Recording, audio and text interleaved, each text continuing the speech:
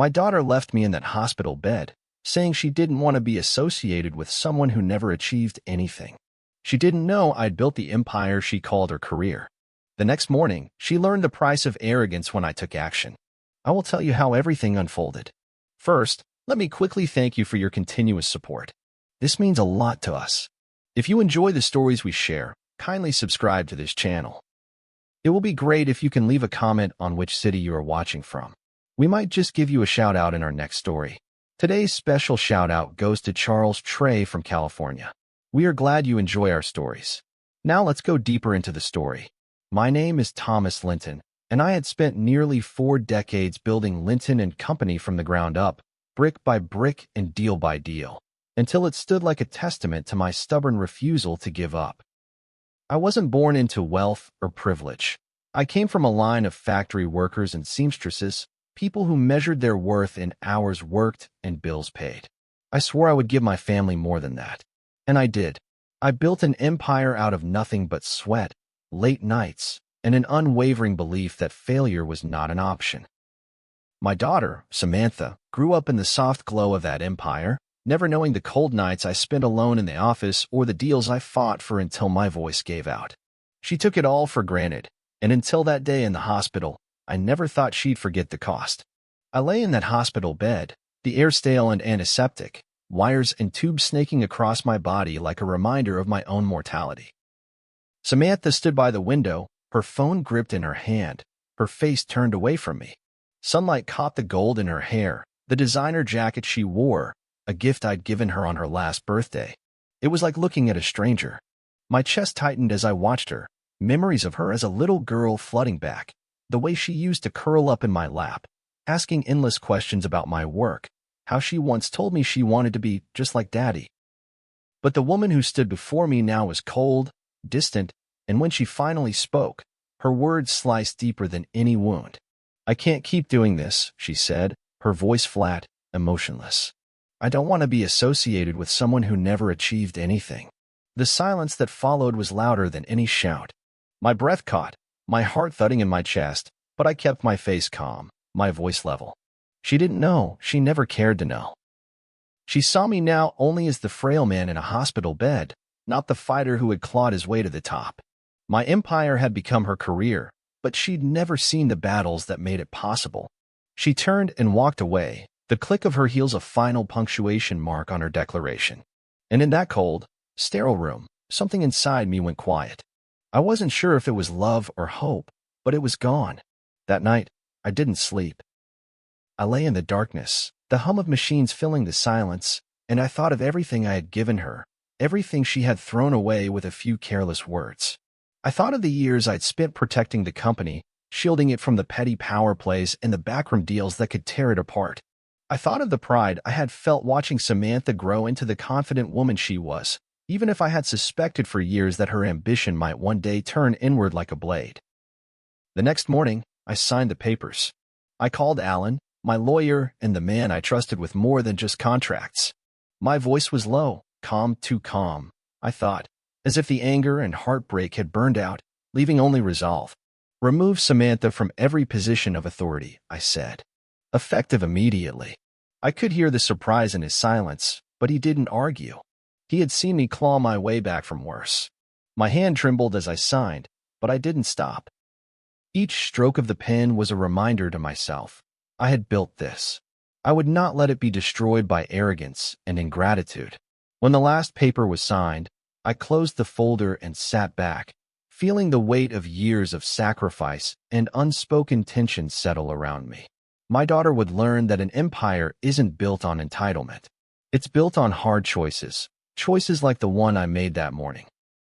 As I watched the city sprawl beyond the hospital window, I knew I was still the man who had built something from nothing, and I would not let Samantha, or anyone else, take it from me. The sun rose over the city, casting long shadows across the hospital room as I sat in the hardback chair, the signed papers spread out before me like the last testament of a man who had given everything. My hand still ached from the weight of the pen, and though I tried to ignore it, a deep weariness settled in my bones. Alan stood at the foot of my bed, his brow furrowed as he scanned each page again, his silence punctuated by the occasional sigh. I could see the question in his eyes. Are you sure? But he didn't ask it. He knew me too well to waste breath on doubts I'd already crushed. You understand what this means, Thomas? He said finally, his voice low and careful, as if he feared one wrong word might shatter me. She'll fight this. She'll claim she built this company with you. I met his gaze steadily. She can claim what she wants, I said, my voice rough with the weight of decades. But she didn't build it. I did. And I'm not going to let her destroy it out of spite or pride. My jaw tightened as I forced myself to say the words aloud. It felt like closing a door on a part of my heart I'd spent a lifetime nurturing, but I knew there was no other way. Samantha had chosen her path when she walked out of that room, leaving me with nothing but her scorn. Alan nodded, his expression grave, and began gathering the documents, each one a piece of the fortress I'd built to protect what mattered. I watched him work, my thoughts turning inward. I remembered the first time I walked into the cramped office on 8th Street, the paint peeling and the rent overdue. I'd been just 26, full of fire and foolish dreams. Every night I'd stayed late, learning the language of contracts and negotiations, never backing down when someone told me I was aiming too high. I remembered the years Samantha was just a child, curled up in my office chair with a coloring book as I pored over ledgers. I thought I was building a future for her, a legacy she would one day inherit with pride. But I had been wrong. She'll come to see you, Alan said, breaking through my memories. She won't take this quietly. I nodded, a faint, bitter smile playing at the corners of my mouth. Let her come, I said. She needs to understand that nothing she has was ever hers alone. She needs to see the price of betrayal. My voice was calm, but inside me, a storm raged. Rage and heartbreak and a stubborn flicker of hope that maybe, just maybe, she would finally understand what it meant to build something real. Alan left soon after, promising to handle the fallout. I sat in the quiet that followed, listening to the distant hum of traffic outside and the steady beeping of the machines beside me. My body felt fragile, worn down by time and illness, but my mind was clear. I thought of Samantha, of the ambition that burned in her like a fever, of the cold way she had dismissed me with a few cutting words. She had always been headstrong, always wanted more than she was given, and I admired that once. But somewhere along the way, she had stopped seeing the difference between wanting more and taking it without earning it. By noon, the first calls came. Board members who had always been polite but distant, now their voices were tight with concern and disbelief. Are you sure this is the right move? They asked, but I could hear the relief beneath the questions. They had watched Samantha rise like a bright star in the company, but they had also seen the way she wielded her power like a weapon, cutting down anyone who dared question her. They knew, as I did, that she had become a liability, a threat to everything we had built.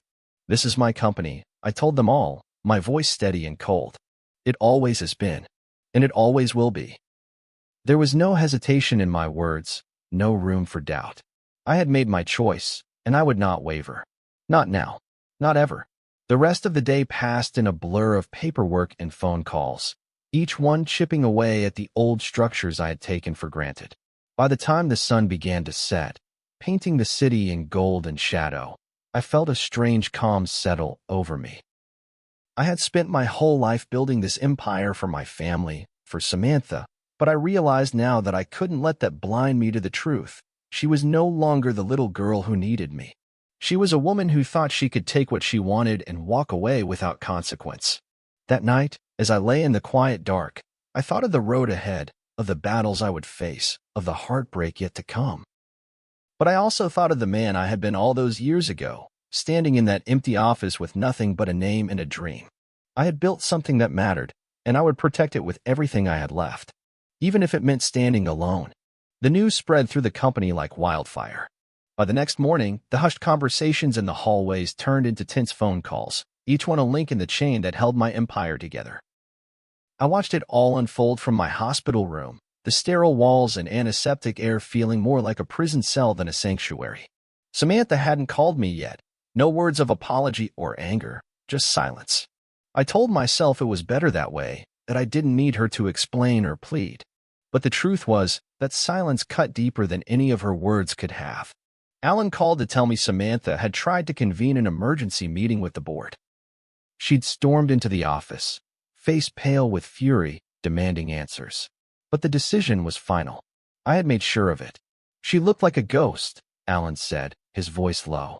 Like she couldn't believe you'd actually done it. I closed my eyes and pictured her in the boardroom where she'd once ruled with that bright confidence, her voice sharp and sure. Now she would see what it felt like to be cast aside, to feel the weight of your own arrogance come crashing down. By noon, the call started coming from family, too. My brother, Mark, called first, his voice taut with barely contained anger. "Thomas, what the hell did you do?" he demanded, as if I had just torn the family apart with a careless flick of my wrist. I could hear the judgment in his tone, the way he spoke to me like I was an old man who had finally lost his mind. I let him rant, let him spew his disappointment and disbelief, but when he paused to catch his breath, I spoke softly.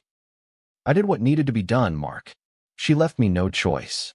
"No choice," he shot back. "She's your daughter." The words stung, but I refused to let them pierce the armor I had built around my resolve. My voice stayed steady as I told him what he didn't want to hear. Being my daughter doesn't give her the right to tear apart everything I spent my life building. He hung up on me after that. The silence on the other end of the line as final as any slammed door. I sat back in the stiff chair by the window, watching the city outside, the traffic flowing like a river of light and noise. My thoughts drifted back to Samantha's childhood, to the nights she fell asleep at my desk while I worked, her small hand curled around my pen. I remembered the pride in her eyes the day she took her first meeting, her voice shaking but her determination shining through. Somewhere along the way, that spark had turned cold. Maybe it was my fault. Maybe I'd been too hard on her, too focused on making her strong. But I couldn't let that doubt weaken me now. The day wore on, each minute stretching out like an echo of every choice I'd ever made. My nurse brought me dinner, lukewarm chicken, and mashed potatoes I couldn't stomach, and I pushed the tray away, my thoughts too loud to be quieted by food.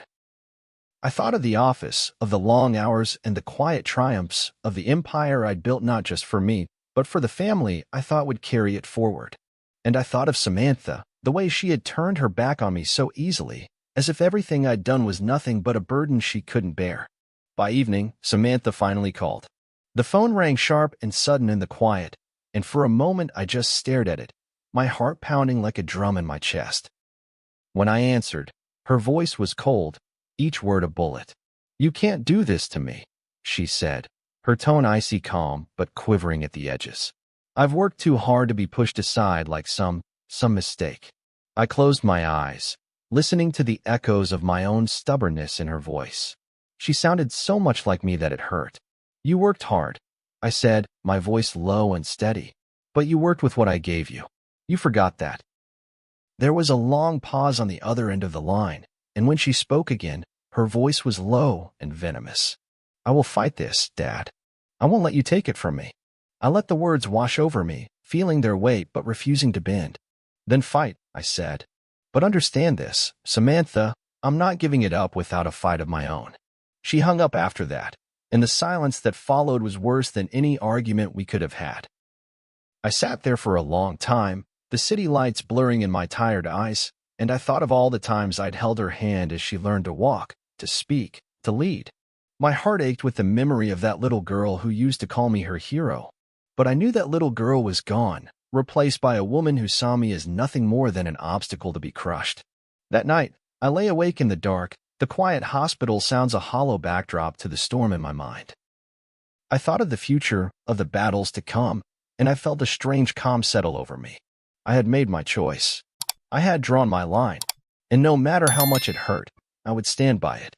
Samantha would learn the price of arrogance, and I would show her, no matter how much it cost me. In the days that followed, the phone calls became more frequent, each one a fresh reminder of the storm I had unleashed.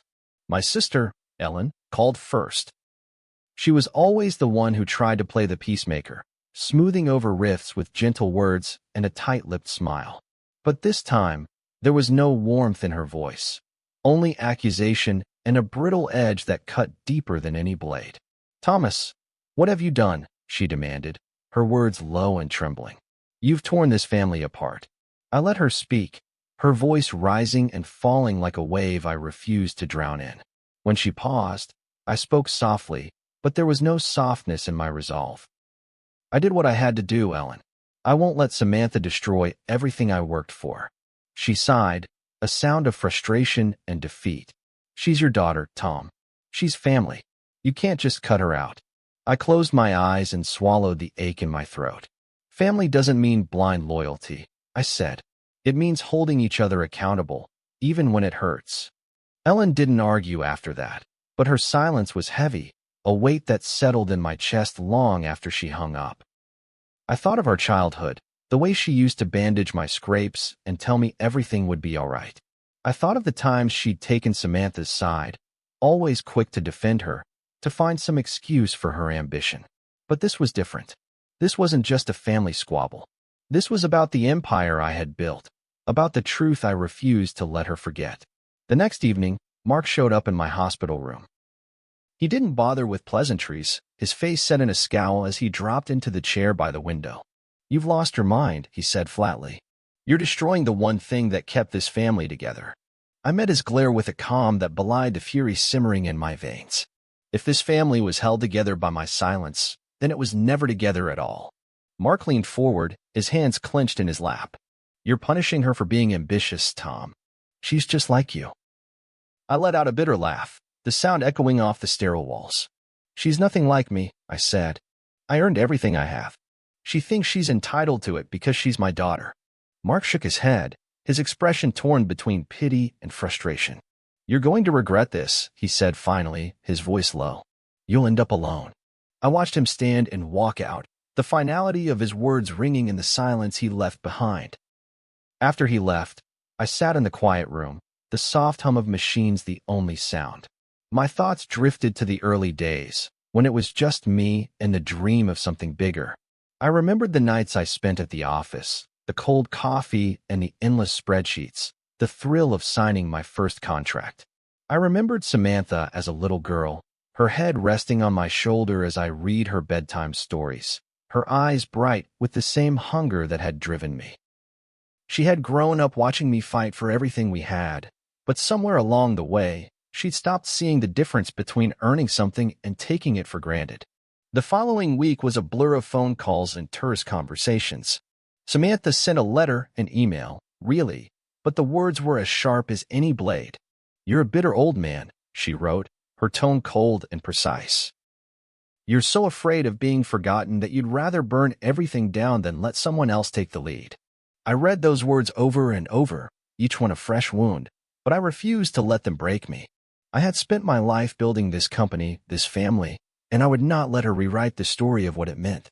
One night, Ellen came to see me. She sat by my bed, her hands folded in her lap, her eyes red from crying. "Tom," she said softly, "don't you see what this is doing to us?" I reached out and took her hand, the gesture small but heavy with years of shared history. "I see it, Ellen," I said, "but I can't let her arrogance destroy everything I worked for. I can't." She nodded, but I saw the sadness in her eyes, the way her shoulders slumped under the weight of it all. As the days turned to weeks, the rift between us all grew wider. Family dinners were canceled, birthdays went uncelebrated. The house that once rang with laughter and arguments in the sweet chaos of family was now silent, each of us retreating into our corners, nursing old wounds and new grudges.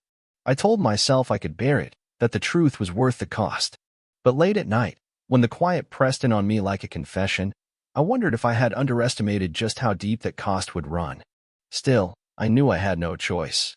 I had drawn the line, and I would not cross it, not for Samantha, not for anyone.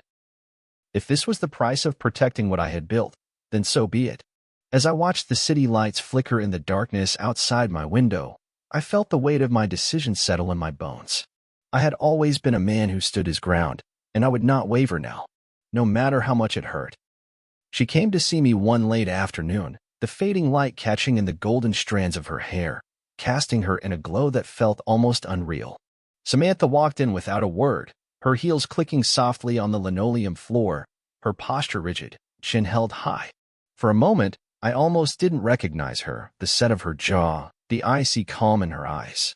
She looked so much like me in the early days, driven, relentless, unyielding. But there was something in her that had hardened, something I didn't know how to reach anymore. You've made your point, she said finally, her voice low and clipped, as if each word was a struggle to keep her anger in check. You wanted to remind me who built this company. Fine. I see it now. She stood there, arms folded across her chest, and I could see the trembling of her hands, the flush in her cheeks that betrayed her calm. I leaned back in my chair, the dull ache in my chest a constant reminder of my own frailty, and studied her face, my face, mirrored in her features. Do you? I asked quietly. Do you really see it, Samantha? Or are you just saying what you think I want to hear? Her eyes flashed, and for a moment, the mask slipped. I saw the hurt there, raw and unguarded, before she pushed it back down. I see it, she snapped. You spent your whole life building that company, and you'll burn it to the ground before you let me have any part of it. I'm not burning it down, I said, my voice rising despite myself. I'm saving it. Saving it from your arrogance, from the way you think you're owed something just because you're my daughter. She flinched, just slightly, and I knew I had struck the truth of it. But she didn't back down. You think I didn't work for it? She shot back. You think I didn't bleed for that company too? I was there every day, every late night, every early morning. You taught me how to fight, Dad, and I did. I fought for every inch. Her voice cracked, and for a moment, I saw the girl she used to be. The one who used to beg for my stories about the deals I'd made, who wanted nothing more than to be part of my world. You fought, Samantha, I said, my voice softer now. But you fought for power, not for the company. You wanted the title, the respect, but you never wanted the burden that comes with it. She looked away then, her shoulders rigid, and I wondered if she even knew how to answer that. I had always admired her drive, but somewhere along the way, she had forgotten that power was never a birthright, it was a responsibility. I wanted your respect, she said finally, her voice barely above a whisper. I wanted to prove that I could do it, that I was more than just your daughter.